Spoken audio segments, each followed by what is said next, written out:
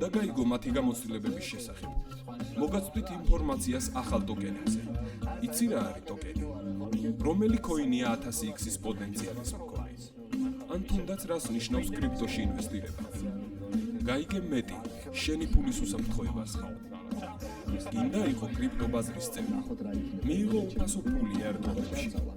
მაშინ უყურე კრიპტობაზარს ყოველდღე, შაბათ-კვირის გარდა. არ ჩამორჩე, გადმორთე.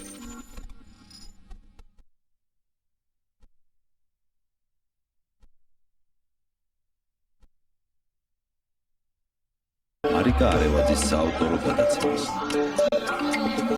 უსამართლო სასამართლო.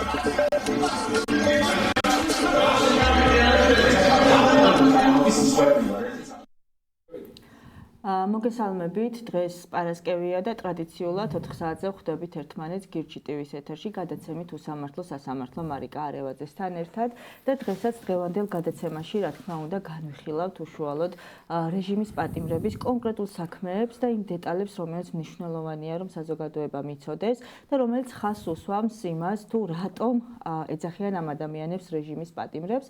თუმცა სანამ უშუალოდ სტუმართან და კონკრეტულ საქმეებზე გადავიდოდე და ამ ნაწილში გავაგრძელებდეთ საუბარს, მანამ მინდა გაგიზიაროთ სასამართლოსთან დაკავშირებული მოვლენები, რომელიც ბოლო პერიოდში მიმდინარეობს.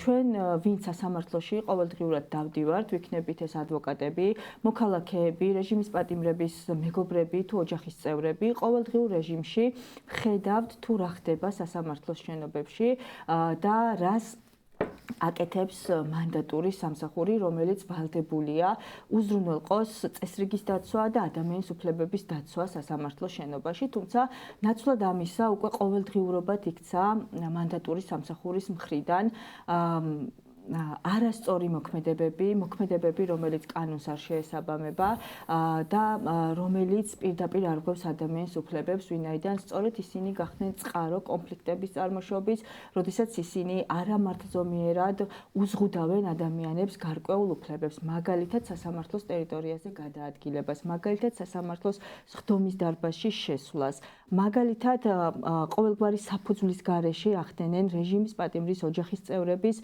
სასამართლოს შენობიდან გამოძევებას, მათზე ძალადობას და ასე შემდგომ. ეს არის ყველაფერი ის, რაც ხდება სამწუხაროდ დღესდღეობით სასამართლოს შენობაში და ნორმად იქცა იქ იმ ადგილას, სადაც ადამიანის უფლებების დაცვა უნდა ხდებოდეს და გარდა იმისა, რომ უსამართლო პროცესებით ისედაც ხდება ადამიანის უფლებების დარღვევა, უკანონოდ წინასწარი უსაფუძვლოდ წინასწარი პატიმრობების შეფარდება, ადამიანების უკანონო ტყვეობაში დატოვება, უკვე თავად სასამართლო შენობაშიც კი ხდება ამ დაჩაგრული ადამიანების ოჯახის წევრების და მათი მეგობრების, უბრალოდ მოქალაქეების და სამოქალაქო აქტივისტების დევნა. აღნიშნული მიუთითებს იმაზე, რომ სასამართლო აღარ არის ის ადგილი, რომელიც ორიენტირებულია, რომ განახორციელოს მართლმსაჯულება. ამ დროს სასამართლო არის ორგანო, რომელიც მთავარი საფუძველია და მთავარი და მყარი გარანტია იმისა, რომ არსებობდეს ქვეყანაში კანონის უზენაესობა და არსებობდეს ქვეყანაში ადამიანის უფლებები, რომელიც იქნება დაცული განურჩევლად ადამიანების სოციალური სტატუსისა, ადამიანების მდგომარეობისა თუ პოლიტიკური სტატუსებისა, ხომ?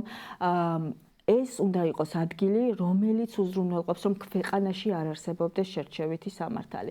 ნაცვლად ამისა, ჩვენ ყოველდღიურ რეჟიმში ვხედავთ, როგორ უფრო და უფრო მეტად ხდება ადამიანის უფლებების დარღვევა სასამართლოს შენობებში და ძალიან მნიშვნელოვანია, რომ ეს ყველაფერი იქნას აღკვეთილი შესაბამისი ორგანოების მხრიდან, მაგალითად სასამართლომ უზრუნველყოს, რომ სასამართლოს დარბაზებსა და შენობებში მანდატური სამსახურმა რეალურად მოახდინოს წესრიგის დაცვა და მანდატური სამსახური ემსახურებოდეს ადამიანის უფლებების დაცვას, წესრიგის დაცვასთან ერთად, ხოლო სასამართლოს გარდა სამართალდამცავი უწყებები ვალდებულნი არიან მოახდინონ იმ ძალადობაზე რეაგირება, რომელსაც ეს სამსახურები და ეს ადამიანები, მათი ნაწილი ჩადის ფაქტობრივად უკვე ყოველდღიურად. მნიშვნელოვანია, რომ დაუბრუნდეს ეს ორგანო თავის უფლებამოსილების განხორციელებას, ვინაიდან აუცილებლად დადგება ის დრო, როდესაც ყველა ეს ფაქტი, რომელიც დღეს იწერება და რჩება ისტორიას, იქნება გამოძიებული, იქნება შესწავლილი და შესაბამისი რეაგირება იქნება აუცილებლად თითოეულ ქმედებასთან დაკავშირებით. რაც შეეხება უშუალოდ დღევანდელ გადაცემას, დღევანდელი გადაცემის სტუმარი გახლავთ ადვოკატი ბექა ხოხობაშვილი და ბექა დიდი მადლობა სტუმრობისთვის. და დღევანდელ გადაცემაში ჩვენ ვისაუბრებთ რეჟიმის პატიმრების რუსლან სივაკოვისა და სერგეი კუხარჩუკის საქმეებზე. პირველ რიგში მოგმართავ კითხვით, რას ედავებიან ამ ადამიანებს და რამდენად მართებულად ედავებიან, რასაც ედავებიან. პირველ რიგში მოგესალმებით, მივესალმებით ტელემაყურებელს, მადლობა მოწვევისათვის მარიკა. მეც მოკლე კომენტარით შემოვიფარგლები, ისაც ხდება დღეს უსამართლო სასამართლოს პირობებში, ეს არის სახელმწიფოს მიერ რეპრესიული მექანიზმების ამუშავება, როგორც არის სხვადასხვა უწყებები, ეს არის პოლიცია, ეს არის სპეცრაზმი, ეს არის ნებისმიერი სამსახური, რომელიც მოქალაქეების წინააღმდეგ მოქმედებს და ჩაგრავს მათ. ეს არის პირდაპირი დანიშნულება, სამწუხარო რეალობა, იმისა პირიქით უნდა ხდებოდეს, როდესაც სახელმწიფო მუშაობს ობიექტურად, დღეს ყველა ჩვენ საკუთარ თავზე განვიცდით ამ ყველაფერს, პირადად მეც კი ერთ ეპიზოდში სასამართლო შენობაში, სადაც მე ყველაზე მეტად უნდა ვიყო დაცული, როგორც უფლებადამცველი, თავადაც დაცვა დამჭირებია, როდესაც პოლიციელი ჩემზეც კი ძალადობდა და რამის ხელი მომტეხა. შესაბამისად, ჩვენ გვიწევს ბრძოლა ამ უთანასწორო ბრძოლაში ვართ ყველანი და საერთო ბრძოლაში ვცდილობთ რომ მივახციოთ წარმატებას. აი მე ეპიზოდთან დაკავშირებით იყო რაიმე გამოძიება, საინტერესო ფაქტ შეეხებ ეკა შენ, სანამ უშუალოდ რეჟიმის პატიმრების საქმეზე გადავიდოდეთ, ჩვენც მათ შორის ადვოკატები ვსარგებლობთ ადვოკატის სტატუსით და საადვოკატო საქმიანობაში ხელშეშლა ან ჩარევა წარმოადგენს სისხლის სამართლის დანაშაულს. თუ კი პოლიციელისათვის მაგალითად სილის გარტყმა შეიძლება ისჯებოდეს ყოველგვარი მტკიცებულებების გარეშე, კვალიფიცირდებოდეს პოლიციელზე თავდასხმად და ისჯებოდეს სისხლის სამართლის წესით, იგივე წესი მოქმედებს წესით ადვოკატებზეც და სასამართლოში რას გააკეთებდი თუ არა საადვოკატო საქმიანობის განხორციელებას. დაიწყო ამაზე სისხლის სამართლებრივი დევნა კონკრეტული პოლიციელის მიმართ. არ მიგვიმართავს ამ შემთხვევაში, რადგანაც მოლოდინიც არ გვექნებოდა, რომ რაღაც შედეგი დადგებოდა. უბრალოდ იმ შემთხვევაში ჩვენ შევეშალეთ აქციის მონაწილეებში, ეს იყო საღამო პერიოდი. მე და ჩემი კოლეგა ადვოკატი ვიმყოფებოდით და ჩემზე ხორციელდებოდა, ასე ვთქვათ, პოლიციელებს შევეშალეთ, მაშინ იმ პერიოდში დაძაბულობაც იყო. აქციის მონაწილეები იმყოფებოდნენ სასამართლოს სტომათა და ფოიეში და როდესაც მისი წევრების უფლებების დაცვაც წარმოადგენს. კი ბატონო და ჩვენზე ადვოკატებზეც განხორციელდა, ანუ როგორც მათ ასე ვთქვათ ფიზიკური ძალით ხდებოდა მათი გაყვანა, ჩვენზეც დაიწყეს აღნიშნული ძალის გამოყენება და ამ პერიოდში მე რადგანაც არ ვარ ესეთ მოცემულობაში შეჩვეული, არც მივყვებოდი, იმიტომ რომ მე ჩემს საქმეზე ვარ მოსული, მე ვარ ადვოკატი, მე უფლებადამცველის ასპექტით მოქმედებდი იქ და ერთადერთი ის იყო რომ არ გავყევი შემდგომში რომ დავიყვირე რომ ვინც ვიყავი და რაც ვიყავი და რო არ ესმოდა და გავეშებულები მოქმედებდნენ ერთ-ერთმა მანდატურმა დაანებეთ თავი ადვოკატი არისო ერთი ეს ნამდვილად შემიძლია ვთქვა რომ ხელი დღეს რომ არ მაქვს მოტეხილი ეს მოცემულობა გვაქვს ფაქტობრივად. კარგით, რომ დაუბრუნდეთ რეჟიმის პატიმრების საქმეებს. რა ხდება აღნიშნული ორი პირის საქმეში, რა ბრალი აქვთ მათ წარდგენილი და რამდენად საფუძვლიანია ეს ბრალი? რაც შეეხება ბრალს, როგორც 11 პირს აქვს წარდგენილი, ეს არის ორგანიზებულ ჯგუფურ ძალადობაში მონაწილეობა. სისხლის სამართლის კოდექსის 225 მუხლის მეორე ნაწილით არის დაკვალიფიცირებული მათი ქმედება, ხოლო საქმეში არსებული არც ერთი მტკიცებულება მას არ ადასტურებს. აბსურდულობასთან გვაქვს საქმე, როდესაც ორგანიზებულობის კონტექსტში ედავებიან ადამიანებს, რომელსაც ქართული ენაც კი არ იციან, ანუ ჩვენი დაცვის ყოფები, მე არა მხოლოდ ამ კონტექსტით ვაფასებ, არამედ მთლიანობაში რომ შევაფასოთ, რა მოცემულობა გვაქვს საქმის ფაქტობრივი გარემოებიდან გამომდინარე, კომპონენტები არსებობს ბრალისათვის, აი კომპონენტების დონეზეც კი ორგანიზებულობის კომპონენტი თავიდანვე ჩახსნილია, იმიტომ რომ ის, რასაც ბრალდების მხარე დეფინიციურად ბრალდების დადგენილებაში გვიწერს და მტკიცებულების სახით შემოაქვს ჰიპოთეტურადაც რომ იყოს, ხო? აი უბრალოდ შეუძლებელი მოცემულობა აბსურდთან მივდივართ, იმიტომ რომ ამათ არც კი შეეძლოთ რაიმე გაეკოთ. ანუ ესეთი სიგიჟე არის ამ შემთხვევაში წარმოშობით უკრაინელები არიან. წარმოშობით უკრაინელები არიან. ისინი როგორც სხვა მოქალაქეები, რომლებიც დღეს სინდისის პატიმრები არიან, მოხდნენ აქციაზე, იმიტომ რომ მათ დაინახეს პოლიციის მხრიდან ხახის დაჩაგვრა. ისინი არ იყვნენ ამ შემთხვევაში პოლიტიკურად მოტივირებულები, მათთვის ევროპული მომავლის დაკარგვის პერსპექტივა არ იყო ამ შემთხვევაში, მაგრამ მათ დაინახეს პოლიციის მხრიდან ძალადობა. ისინი მუშაობენ სვარკაზე საქართველოში და მათთვის წარმოუდგენელიც იყო არანაირი არც მიმალვის ასპექტი არ არსებობს ამ საქმეში, იმიტომ რომ მათი აყვანა ჩვეულებრივად სამსახურისთან როდესაც ბრუნდებოდნენ, მაგალითად 5 დეკემბერს მოხდა სივაკოვის დაკავება და შემდგომში შეიკერა საერთოდ საქმე კუხარჩუკთან დაკავშირებით. ანუ არ არსებობდა. შენ რასაც მიყვებოდი, ახლა ჩვენ სანამ ეთერში შემოვიდოდით, საინტერესო დეტალი აღნიშნე, რომ ფაქტობრივად იმ მტკიცებულებებზე დაყნობით, რასაც შენ ამბობდი, კუხარჩუკი უბრალოდ თან ხელს გააყოლეს. აი როგორ მოხდა ეს? აი ნახეთ. ოპერაცია დაიგეგმა რუსლან სივაკოვის მიმართ. რუსლან სივაკოვის მიმართ მიმდინარეობდა გამოძიებაც, არსებობს მის წინააღმდეგ მტკიცებულება, ოღონდ პატაკის სახით, რომ კონკრეტულად ესა და ეს პიროვნება, ოღონდ რუსლან სივაკოვიც არ ეწერათ, რუსლან სიაკოვი ეწერათ. ჯერ პატაკში უწერიათ ეს და მე ჩვენებაშიც იგივე სიაკოვი აყავთ გადმოტანილი.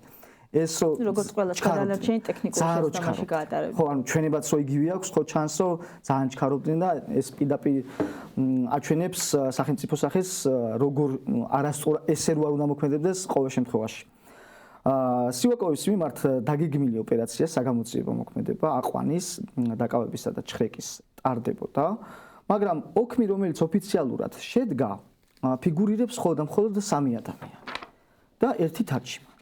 ესე იგი, არის გამომძიებელი, არის 2 დეტექტივი, არის თარჯიმანი. და სივაკოვს ახსენებენ, რომ თითქოს ეს მშვიდ ვითარებაში მოხდა დაკავება. ხოლო გვაქვს ჩვენ მოპოვებული მტკიცებულება, რომ კუხარჩუკთან ერთად იმყოფებოდა რუსლან სივაკოვი და კუხარჩუკის დაკავებაც მოხდა იმ პერიოდში ადმინისტრაციული წესი და ამ ყველაფერს ადასტურებს 2 დეტექტივი. ესენი არიან მირიან ლომინაძე და ლაშა ცომაია. დეტექტივებმა ფაქტიურად პოლიციელები ამხილეს დანაშაულის ჩადენაში. ამ შემთხვევაში გამომძიებელი, ვინც პასუხისგებელი ამოქმ შედგენაზე. ოქმი რომელიც არის შედგენილი არის ფაქტობრივად გაყალბებული, იმიტომ რომ თითოეული ფაქტობრივი გარემოება ობიექტურად უნდა იყოს ასახული აღნიშნულ ოლქში, იმიტომ რომ გამოძიება მიმდინარეობს ყოველმხრივ სრულად და ობიექტურად. სისხლის სამართლის საპროცესო კანონმდებლობა აქცევს ამას ჩარჩოებში და ის, რასაც ახლა ჩვენ საქმეში ვკითხულობთ ბრალდების მხარის მიერ, არის გაყალბებული ფაქტის შემოტანა საქმეში, მაგრამ ჩვენ ალტერნატიული გამოძიების ფარგლებში მოვიპოვეთ რა მტკიცებულება ადმინისტრაციული წესით, რადგანაც იყო დაკავებული კუხარჩუკი. ჩავდეთ აღნიშნულ საქმეში და პირდაპირ ჩანს პოლიციელების ურთიერთგამომრიცხავი, ჩვენებაც, პოზიციაც და ოქმებიც.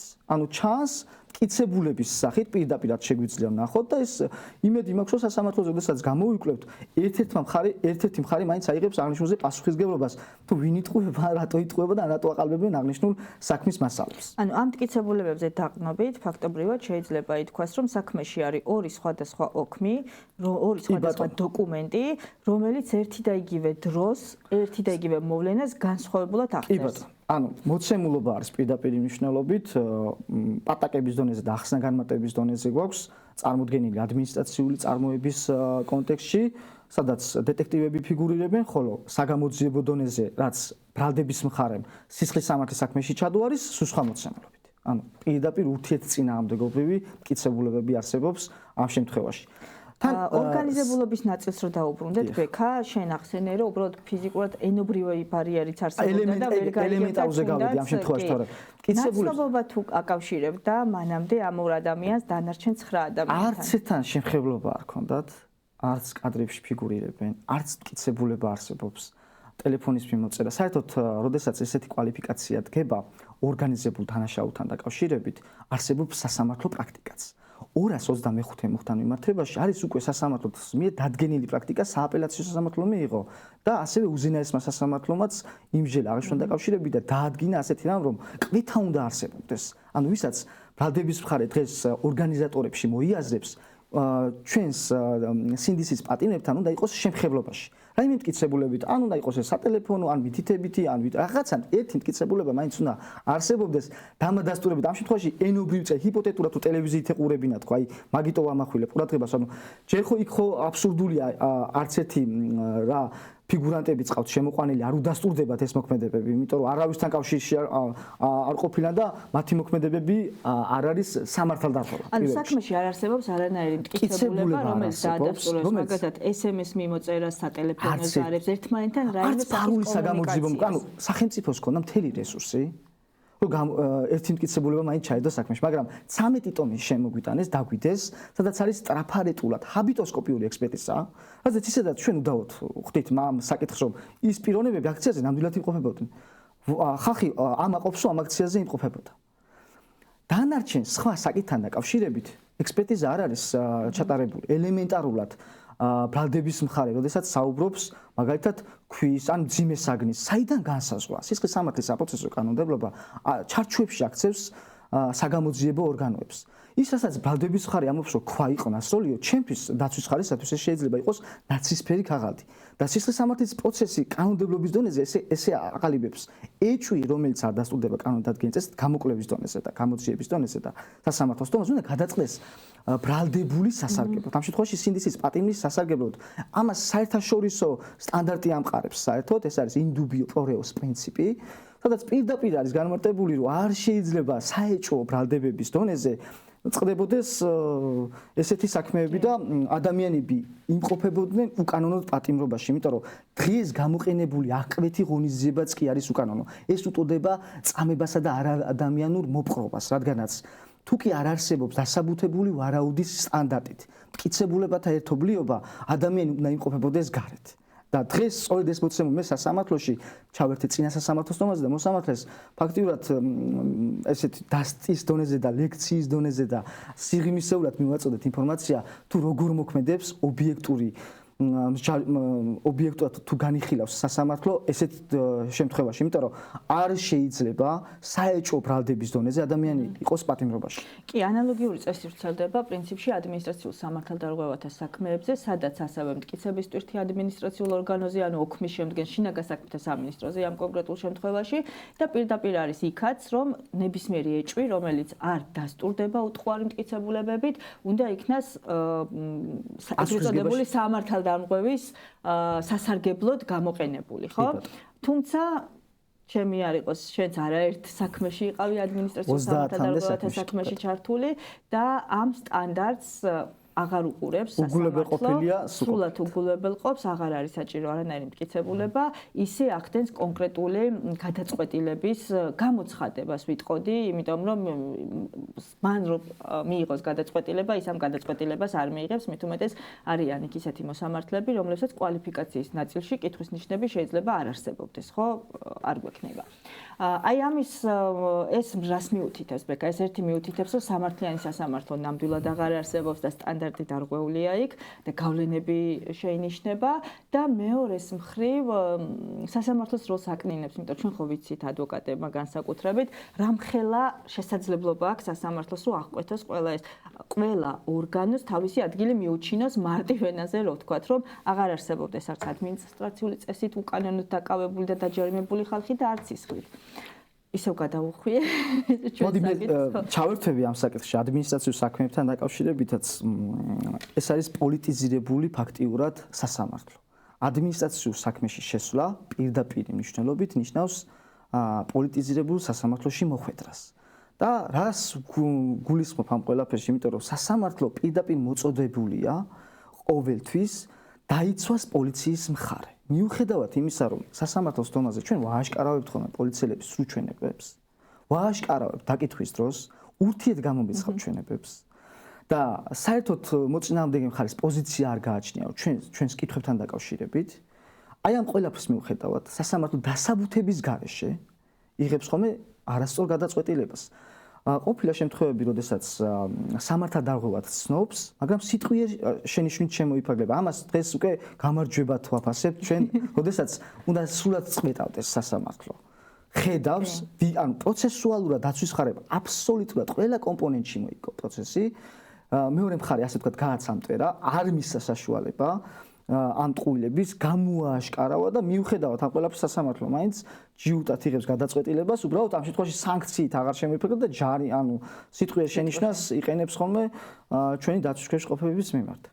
ბეკა, რომ დაუბრუნდეთ აღნიშნული რეჟიმის პატიმრების, სინდისის პატიმრების საქმეებს, როგორც შენ აღნიშნე, გამოყენებული წინასწარი პატიმრობები არ შეესაბამება იმ რეალობას, რომელიც შეიძლებოდა ყოფილიყო თუნდაც ამ ბრალის ფარგლებში.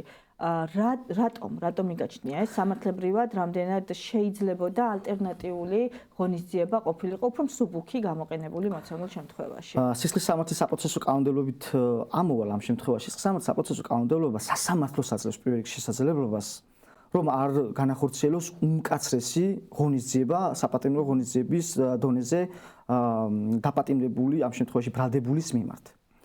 და ამისათვის 199 მუხლი არსებობს, სადაც არის პირდაპირ დანაწესი, რომ ის რისკები, რაც შესაძლოა ბრალდების მხარისათვის არსებობდეს, ხომ?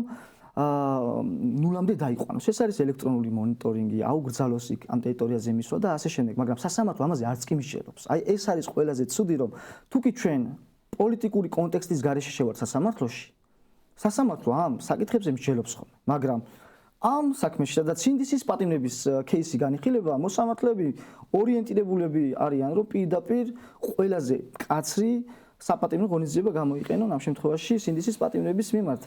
ერთი საფუძველი არა აქვთ რეალურად, ამ მტკიცებულების სტანდარტი დასაბუთებული ვარაუდის სტანდარტის დონეზე გადის აკვეთი ღონისძიების შემთხვევაში.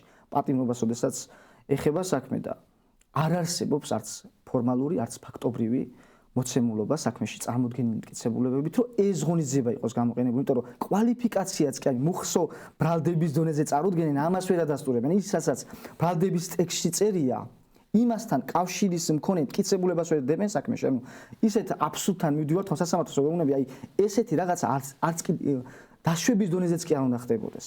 ამასთან ერთად ისეთი მტკიცებულებები ჩადეს, თუ შეიძლება გავაგრძელებ იმ სიგიჟეებზე, რაც სასამართლო აი ამ პროცესმა დაგვანახა. სამედიცინო დოკუმენტაცია არის ისეთი პერსონალური განსაკუთრებული ინფორმაცია, რომელსაც სჭირდება სასამართლოს განჩინების საფუძველზე ამოღება გამოძიების მხრიდან. ამას სისხლის სამართლის საპროცესო კანონმდებლობა კი ბატონო. სისხლის სამართლის საპროცესო კანონმდებლობა ამას სიღრმისეულად აწესრიგებს. არის 111-112 მუხლით პირდაპირ განსაზღვრული და მოწესრიგებული. იმიტომ რომ არ შეიძლება ესეთი ჩარევები იყოს დაშვებული სასამართლოს განჩინების საფუძველზე უნდა ხდებოდეს ან გადაუდებელი აუცილებლად, მაგრამ ესეც მოწდება შემდგომ სასამართლოს მხრიდან. ჩვენ შემთხვევაში რა გააკეთეს?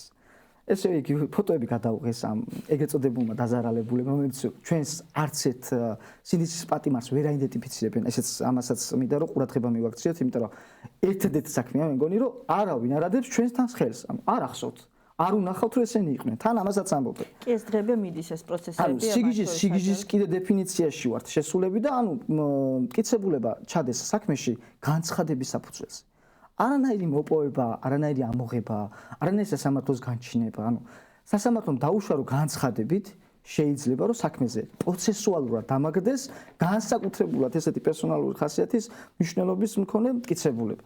ანუ ეს იგივეა რომ ეხა იარაღი რომ მივიტანა განცხადებით ჩადეთ მეთქი და საქმეში და რომ დაუშვეს ეს მე გამიკვირდა კიდეც, იმიტომ რომ მანამდე არსებული საგამოძიებო კოლეგიის სასამართლოს რომელმაც აკვეთი ღონისძიება არ გააუქმა, იმის გადაწყვეტილება მოვუტანე. ამ აღნიშნულ საკითხზე ნამსჯელი ქონდა, რომ მეთქი მოსამართლის ტყავი არ დახიოს თქო და დავუდე რომ იმ მოსამართლეს მეთქი რომელმაც აკვეთი არ გააუქმა და პატიმრობა დატოვა, იმასაც კი აქვს ამაზე ნამსჯელი თქო და სამედიცინო დოკუმენტაცია დაუშვებელი მტკიცებულებაა თქო, რომ აი იმ მოსამართლეზე მეთქი მაინც იქნება თავი შეიკავონ, რომ ეს აბსურდი არ დაურთონ საქმეს, მაგრამ სამწუხარო რეალობაა უსამართლო სასამართლოს პირობებში, რომ ყველაფერი დაშვებულია. თუკი სახელმწიფოს ამ შემთხვევაში ჭირდება და ამ შემთხვევაში ბრალდების ხარეს ჭირდება, რომ ეს საქმეზე დაერთოს მტკიცებულების სახით.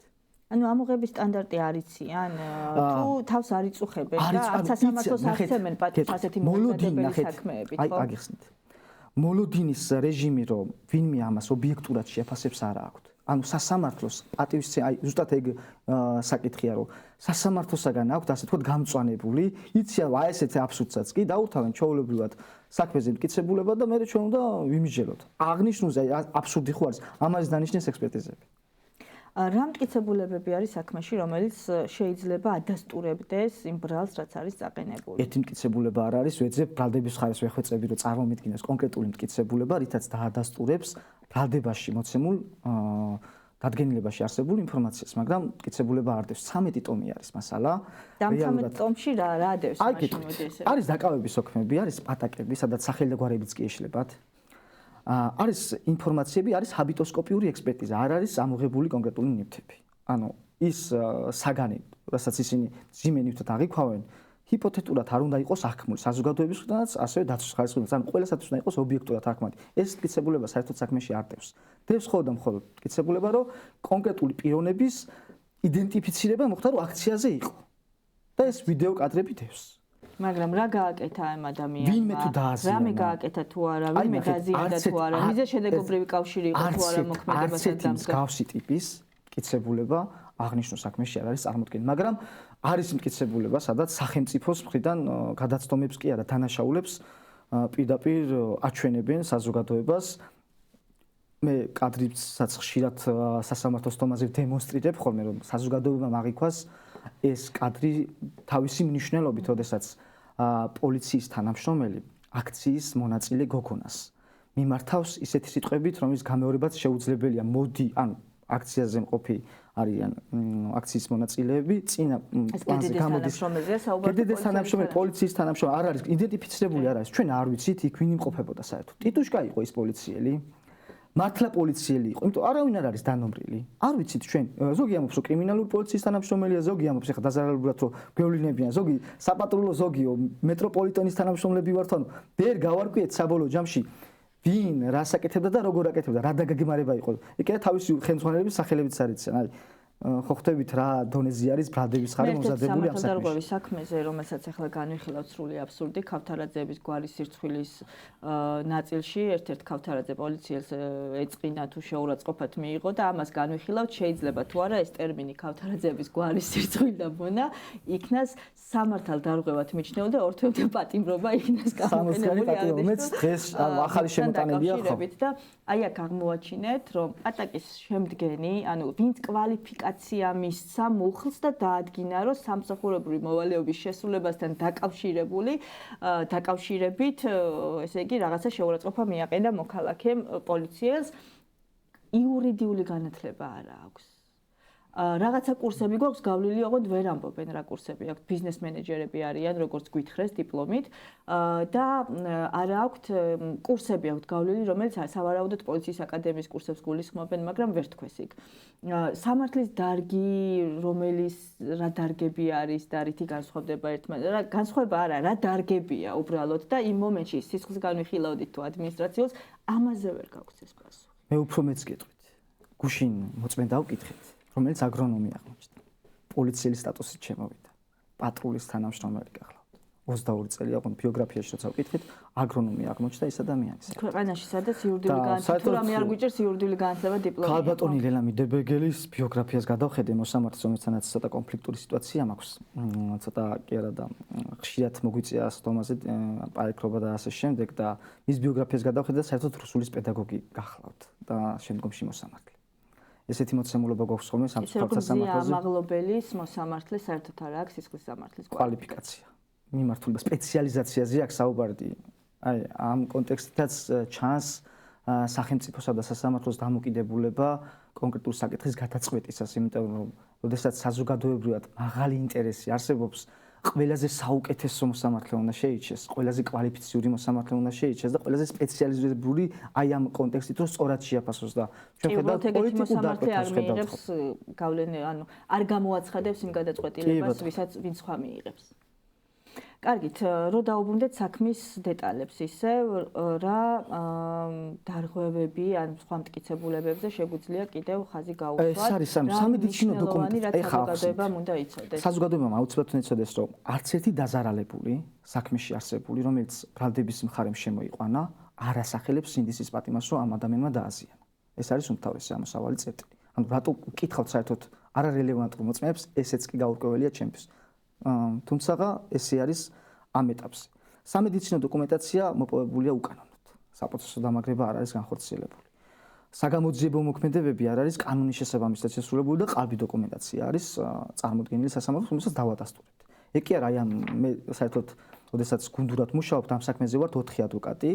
ნიკოლოზ ლეგაშვილი არის საერთაშორისო დონის ადვოკატი, რომელსაც 11 кейსი აქვს სტრასბურგში მოგებული. ფიქრია მახარაძე ქალბატონი, რომელსაც აქვს 25 წელზე მეტი და ასევე ია ჩხარკალასაც 25 წელზე მეტი გამოცდილება საადვოკატო საქმიანობის და ჩვენ ოდესაც მუშაობდით აღნიშნულ საქმეზე, ისიც კი აღმოაჩინეთ, რომ თარჯიმანიც კი საფარიანები ან დები უნდა იყვნენ, ან ესეც კი გაყალბებულია. აი თარჯიმნის დონეზეც კი, იმიტომ შევიყვანე მოწმეთა დასაკითხიაში, მაინტერესებს მართლა, რომ ეს საფარიანი ორი სახელია და ერთი გვარით არის. დაფიქსირებული აქვს, მაგრამ საერთოდ ბრალდების მხარე მე მართლა დამაინტერესა, იმიტომ რომ ისეთი სუსტად არის მომზადებული ბრალდების მხარე და ისეთი მიჩქმალული და ესე ნაუცბადევად არის, რომ ესეც ხო არ გააყალბეს. თქო, ის რო გაყალბებულია ხო დასტურდება, როდესაც ურთიერთგამომრიცხავი მოცემულობა გვაქვს. ერთი ოფინარი, სადაც არ აფიგურირებენ ეს ხალხი, რომელიც პერიმეტრზე იდგენა, შემიძლია ამოვიკითხო კიდეც. სადაც პირდაპირ ჩანს, რომ პერიმეტრზე ვიყავით, სივაკოვსაც კი ახსენებენ, ან კუხარჩუკის დაკავების დროს ეს ხალხი ახსენებს, ან ორი დეტექტივი ახსენებს, რომ სივაკოვის მიმართ მიმდინარეობდა კანონით გათვალისწინებული საგამოძიებო მოქმედებებიო და ეს როდესაც ბრალდების მხარემ საქმეში ჩამიდო, საერთოდ ამ საკითხს არ ახსენებს. 7 ვითარებაში მოხდა დაკავება. აი, ამ დონეზე გვაქვს ეს მტკიცებულებები. თლიანობაში რო შევაფასოთ, 13 ტომი არაფრის მომცველია.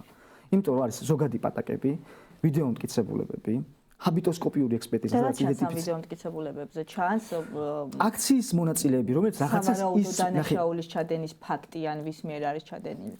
დანაშაულის ფაქტი ასადაც ჩანს, ანუ მიზეზობრივი კავშირი, რაზეც ჩვენ საუბრობდით, ეს კომპონენტი საერთოდ არ არის. ჩანს, რომ აქციაზე არიან, მაგრამ ბრალდების მხარეს, როდესაც აქვს მტკიცებისთვის, წეღანი იმიტომ ვახსენე. ეჭვის დონეზე ბრალდების მხარე როდესაც საუბრობს, აი ქვაისროლა, ხელში რაღაცა უჭირავს, აგდებს, მაგრამ ვის მიმართულებით აგდებს ეს არ არის განსაზღვრული. არც ერთი მტკიცებულება არ უდევს, ზენიტად ის არ აქვს ამოღებული რა ისროლეს.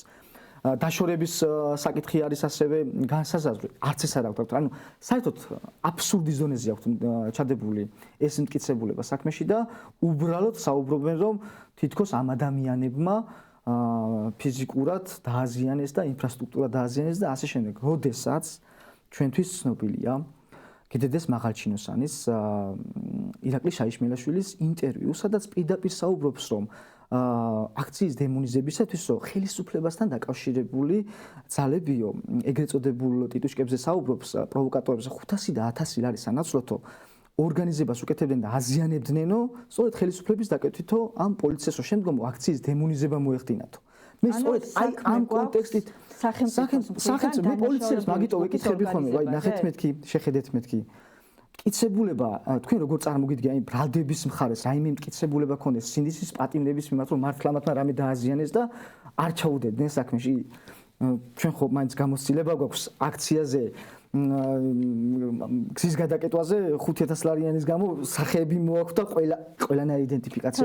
თუ ჭიდადობის კამერა მაგაზია საუბარ, ანუ ეს ხო აბსურდია. თუ ის ამოიღეს ის ვიდეო კადრი, სადაც ხეში რაღაცა უჭირდა და რაღაცას ისვრის, თუ მართლა მოხდებოდა იმას არ ამოიღებდნენ, ეს ხო აბსურდია. ეს ხო ყველაზე კარგად თავად თვითონ იციან, მაგრამ მათ ხო იციან, რომ რეალურად დამზიანებლები ეს ხალხი არ არიან. და რეალურად დამზიანებლებს მე ვეძებ. მე ვეძებ და აგერ ვეუბნები, რომ არსებობს თქვენი მაღალჩინოსანი იყო, ჩემი ხომ არ იყო და იმან გამხილათ, იმან გითხრათ. თუ ვინმესთან პასუხი გაქვთ მოსათხოვი, გაქვთ იქით ამ ხარეს მოსათხოვი. იმიტომ რომ თუ რაიმე ობიექტური მტკიცებულება იარსებებდა საქმეში, ჩაგვიდერდა ბრალდების მხარე. და სხვა პოზიცია გვექნებოდა ამ შემთხვევაში, მაგრამ არ არსებობს ეს მტკიცებულება. ამაზეა საუბარი, რომ კონკრეტული ფაქტობრივი გარემოებიდან გამომდინარე უნდა ამოვიდეს წესით და რიგით, მაგრამ ჩვენ გვაქვს კონკრეტული კი არა, შეთხზული უბრალოდ აქციის დემონიზებისათვის გაკეთებული და დაშინების პოლიტიკისათვის, რომ შემდგომში ეს აღარ აქციები გახსოვთ როგორი მასიური იყო, საზოგადოებრივი პროტესტი იყო, ყოველთვის იყო მშვიდობიანი. რატო ხდებოდა? აი, მარტივ კითხვას ვახდები, რატო ხდებოდა ეს აქციები შემდგომში რაღაც მასშტაბებს რატო იძენდა? ესე მარტივი ხო არ არის ჩაულებრივად ესეთი აქციები, მაგრამ ფაქტია, რაზეც ჩემთვის მაგალითად ისა ინტერვიუც მისცა, თან ამ ოპერაციის დამგეგმა ადამიანმა ისაუბრა, ხო ეს ხო? კი, შაიშმელაშვილი ხო საოპერაციო გეგმავდა ოპერაციას. ოპერატიული კი გედედეს მაგისი დავალება და მაგისი მოქმედებები და ჩემი იმით სქემით მუშაობდა შემდგომ კი და ანუ მაღაზია საუბარი და მე ვისუნავენ ამ შემთხვევაში, როდესაც საქმეში ერთკიცებულებას ამიდებს ბრალდების მხარე და როდესაც ხედავ აგერ ინტერვიუს იმ თანამდებობის პირის, რომელიც კონკრეტულად გეგმავდა ამ ყველაფერს. აქედან გამომდინარე, იმ დაზარალებულებსაც ერთკიცებულება არის საქმეში, რომ მე როგორც მივხვდი ეს შაიშმელაშვილის ინტერვიუ თქვენ ჩადებული გაქვთ საქმეში, როგორც სახელმწიფოს მხრიდან დანაშაულის ორგანიზების რაღაც მტკიცებულება. ამის ინტერვიუ მაქვს ჩადებული ლინკის სახით და ასევე გამოკითხული მყავს მოწმე, რომელიც აქტივისტი იყო და რომელიც თავისი თვალით ხედავდა თუ როგორ ხდებოდა ვიღაცა არააქციის, ანუ მან განსაზღვრა პიროვნება, რომლებიც იყვნენ შავადშაცმულები, არაიდენტიფიცირებული პირებზე იყო აქ საუბარი და ამ კითხვასაც უსვამ ხოლმე ამ შემთხვევაში პოლიციის თანამშრომლებს და მათგანაც ზუსტადაც ეგ პოზიცია არის, რომ დამზიანებელი აქციის მონაწილე კი არა, სწორედ ის პროვოკატორი და ტიტუშკა არის, რომელიც კი ბატონო, იმიტომ ჩვენ ხო ამ სიტყვებს, როდესაც ვსაუბრობ, ფაქტები უძღვის ამ ყველაფერს, იმიტომ რომ ჩვენი თვალით არ ვნახეთ, როდესაც ჟურნალისტზე განხორციელდა და ვინმე დაიჭირეს. ჩვენი თვალით ხო გვაქვს ნახი, რომ ეს ადამიანები მართლა არსებობენ. ეს ხო არ არის ისეთი რაღაც, რომ რაზეც ჩვენ შეგვიძლია, რომ აი კითხვის ანუ საერთოდ არა, ჩვენ ეს ნახი გვაქვს. ანუ საზოგადოებამ ეს სიმართლე, ეს ფაქტობრივი მოცემულობა საკუთარი თვალით ნახა და შესაბამისად სახელმწიფომ უნდა ამაზე პასუხი თუ არა გვაქვს, უნდა გამოიძიოს მაინც. ეფექტური გამოძიებას არ ატარებენ. 400-მდე ადამიანი იყო აქციაზე დაზიანებული და მე ისეთ ხალხს ვიცავდი საერთოდ დღემდე რომ გერმანიაში იმყოფება. შესაბამისად, ანუ ყოველთვის ისე გერმანიაში მყოფ ადამიანს ეუბნებიან, რომ აქციაზე იყო? არა. მე ვიცავდი დავით ჯანიაშვილის ინტერესებს, რომელსაც ბოტასები წაართვეს, გახმაურებული საქმე იყო, 50-მა სპეცრაზმენმა იძალა და მასზე, თავი გაუტეხეს, კბილები ჩამოამტვრიეს და შემდგომში სამკურნალოდ იყო გერმანიაში წასული და დღემდე გერმანიაში იმყოფება და მკურნალობს. და მე როდესაც პოლიციის თანამშრომლებს ვეკითხები, რომ ხდებოდა თუ არა პოლიციის მხრიდან ძალის გადამეტება ან დაზიანება აქციის მონაწილეებისა, მუდმივად პასუხს ცემენ, რომ არ მომხდარაო და ერთხელ მეთქი ტელევიზიით მაინც ანუ ასე მგონია ხანდახან რომ ციდან ჩამოფრენილინები არიან, რომ ანუ არასოდეს არაფერი არ უნდა ხავთ. სხვათა შორის ონისე ცხადაძეს აქვს ხოლმე კარგი ლირიული გადახვება და deep state-მა ანუ ისეთი მართლა აბსურდში შედიან ხოლმე. თუ ჩვენება შეიძლება ისე ისაუბროს პოლიციამ რაღაცა შეფუთვა მაინც გააკეთოს, აი მე არა როგორ შეიძლება რომ ანუ საზოგადოებამ ნახა წაქცეულ ადამიანს როგორ უტყავს სპეცრაზმელი ყველამ ნახა მეორე მხარე მაცხო დაგმოთან ეს ხო ის მოცემულობა იყო აი ესეთი უნდა გამოიძიო და რაღაც მაგრამ შედეგი არ დამდგა რა თქმა უნდა იმიტომ რომ ეს უწყება არ იცის სამართალდამცველი რომელიც დაისაჯა ერთიან საპირწონეთ ნახეთ ისე როგორც არ არსებობს ეგრეთ წოდებული ტიტუშკა ანუ ორგანიზებული დანაშაულებრივი ჯგუფის მონაწილე რომელიც დაისაჯა კი ბატონო არავინ არ არის და ყავს სინდისის პატიმრები რომელსაც ედავებიან აი აბსურდს აბსოლუტურად და ვერ აი ერთი მტკიცებულება ვერ მოაქვს მას წინააღმდეგ და შევდივარ ჩვენ სტომაზე და უსვამთ კითხვებს რომლებიც რეალურად მათ აყენებთ უხერხულ მდგომარეობაში მე მუდმივად ურთავ ხოლმე ამ კადრს ამ კადრით მე ვახდენ რეალურად მათი სახის ჩვენებას რომ სადაც პოლიციელი ესე მიმართავს ქალბატონს და ემუქრება გაუპატიურები და შემდგომში უშვერი სიტყვებით მოიხსენებს ეს არის ის ხაზი რომელსაც ყველა უნდა გმობდეს აი ამ დროს ჩვენ ვართ კანონის წინაშეც მართლები აი აბსოლუტურად ყველა ადამიანის წინაშე ვართ მართლები არ არსებობს სხვა ალტერნატიული ხედვაც კი თავად პროკურორებიც კი მე სხვათა შორის ეს მტკიცებულება რომ ნახე არ ვუჯერებდი საკუთარ თავს იმიტომ რომ ეს გაეპარათ და როგორ გაეპარათ ესეც ხვდები აი ნახეთ როგორ სადაც შუაში კადრი არის სადაც შუაში ისმის ეს სიტყვები და მე როგორც ხვდები ესენი უხმოდ მოусმენდნენ ამას დაინახეს რომ აქციის კომპონენტს აკვირდებოდნენ სადაც რაღაც ფიგურირებას ახდენდნენ აქციის მონაწილეები და პოლიციის თანამშრომლები და ეს ჩადეს და ანუ ის რას ლაპარაკობდნენ პოლიციელები ეს დიდი ალბათობით მოსმენილი არ ქონდა და როდესაც ჩვენ შევისწავლეთ ეს საქმის მასალები ნიკოლოზ ზეგაშვილს გადაუგზავნეთ ეს სიტყვებს მართლა საუბრობს პოლიცია ყველა აბსოლუტურად გაოცებულები რომ ეს ფაქტიურად აი 13 ტომი მასალა რაც კი დევს გადაწონის აი ყველანაირი კომპონენტით გადაწონის აი პოლიციელებს რომელსაც ეგრეთ წოდებული ფუფუები აქვთ აი ყველაფერს გადაუწონეს იმიტომ რომ არ არსებობს იმ გოგონას უსაფრთხოებაზე მაღალი რაიმე სხვა ლეგიტიმური მიზანი იმიტომ რომ გოგონას რომელსაც სახელმწიფო ესე მიმართავს არ შეიძლება რომ სახელმწიფო ამ შემთხვევაში იყოს მართალი არ არსებობს უბრალოდ, არის სხვა მოცემულობა არა?